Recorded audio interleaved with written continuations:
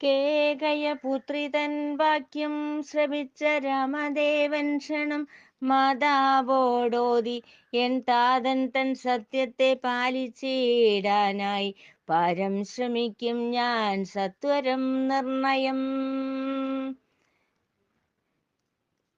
N പ്രിയ നവരജൻ ഭരതകുമാരനെ നിർണയം അഭിഷേകം ചെയ്യിക്ക വേണം.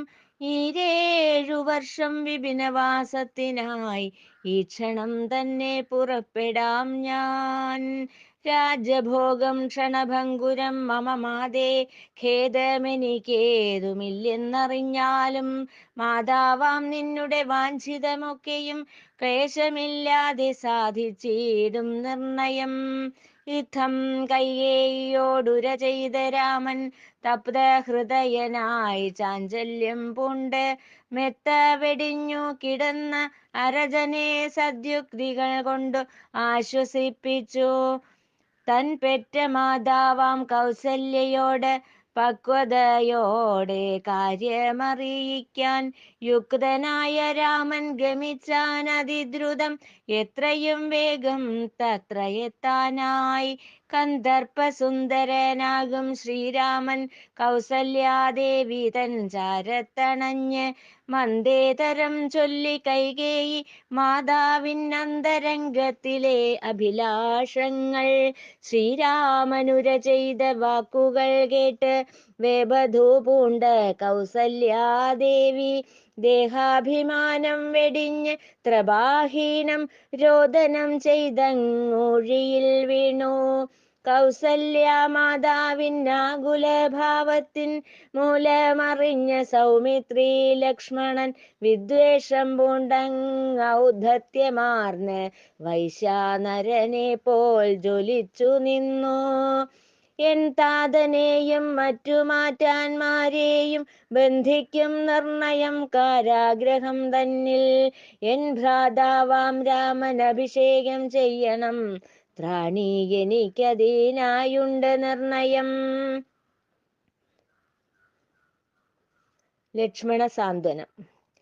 താതനെ ഭർസിച്ചനുജനോട് രാമൻ അനുനയ വാക്കാൽ ചൊല്ലി ഇതുവിധം. അർത്ഥവും കീർത്തിയും ചക്രവർത്തി പദവും എത്രയും അർത്ഥഹീനം തന്നെ സോദരാ. ഈ വിശ്വത്തിൽ കാണുന്ന ദൃശ്യങ്ങളെല്ലാം അസ്ഥിരമാണെന്നറിയണം നമ്മൾ. ചിത്തേ മതിഭ്രമമില്ലാത്ത പുരുഷൻ തുഷ്ടരായി വെടിയുന്നു വ്യാമോഹ ചിന്തകൾ. കാമവും ക്രോധവും മോഹവുമെല്ലാം മാനുഷർക്കെന്നും സംസാരബന്ധനം. ദേഹാഭിമാനത്തിൻ ചിന്ത വെടിഞ്ഞ് ജ്ഞാനിയായി തീരാൻ ശ്രമിക്കണം നാം. മോക്ഷേച്ഛുക്കളായ മാനുഷൻ ഒരിക്കലും മോഹാന്ധകാരത്തിനുഴന്നീടൊല്ല. ദേഹമോർക്കും താൻ ആത്മാവാണെന്ന് മേജസീ സക്രി വെടിഞ്ഞാൽ നൂനം. പാരാവാരം പോലെ പ്രക്ഷുബ്ധരാകാൻ വേണ്ട സമയം മാനവനൊരിക്കലും നീരൊഴുക്ക് പോലെ ശാന്തമായി തീരണം. നീരജ നേത്ര നിൻ മനസം നിർണയം. യുക്തിസഹമായ ചിന്തയിൽ പൂണ്ടാൽ വ്യക്തമാകും നാം ഏവർക്കും നിശ്ചയം. വൃദ്ധ പിതാവിന്റെ വാക്കുകളൊന്നും വ്യർത്ഥമായതല്ലെന്നറിക നീ സോദരാ. ദുഷ്ടബുദ്ധികളായ യാതുദാനന്മാരെ നിഷ്കരുണം കൊന്നൊടുക്കണമെന്ന് മമ കർത്തവ്യം പാലിക്കാൻ കാന്താരവാസം എത്രയും വേണ്ടതെന്നറിക നീ സോദരാ.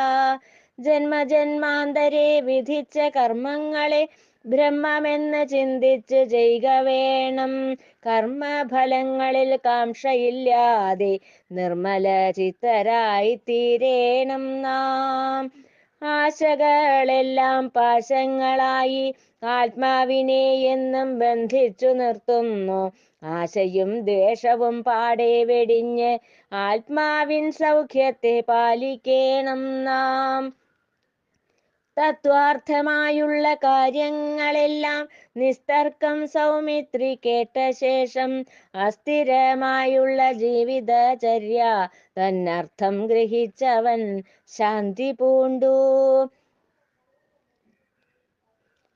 രഘുപതി രാഘവൻ പിന്നെ തൻ തായയോടനുവാദം ചോദിച്ച നടവി ഗമിക്കാനായി 14 വത്സരം വേഗേന തീരുമെന്നുര ചെയ്ത് തായയെ സാന്ത്വനിപ്പിച്ചു. ഗഗനത്തിൽ വാഴുന്ന ദേവകളെയെല്ലാം മനതാരിൽ ഭക്തിയാൽ കീർത്തിച്ചും കൊണ്ട് തൻ തനയനാം രാമനെ ഗാഠം പുണർന്ന് അനുവാദമേകി കൗസല്യാദേവി. ജനകജ തന്നോട് യാത്ര ചൊല്ലിടുവാൻ തരസാഗമിച്ചവൻ പത്നി ഗ്രഹത്തിൽ വിപിനവാസം ചെയ്യുവാനായി അതിദ്രുതം വിടകൊള്ളുന്ന കാര്യമുര ചെയ്തു രാമൻ.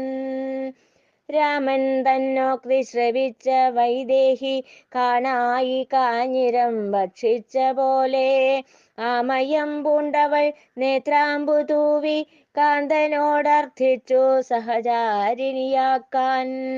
പാമ്പും കരടിയും ചെന്നായയും മറ്റു മർത്യഭോജികളും തിങ്ങും വനങ്ങളിൽ പാദചാരേണ ഗമിക്കുവാൻ പോലും നാരീജനങ്ങൾക്കാവതില്യോമലേ.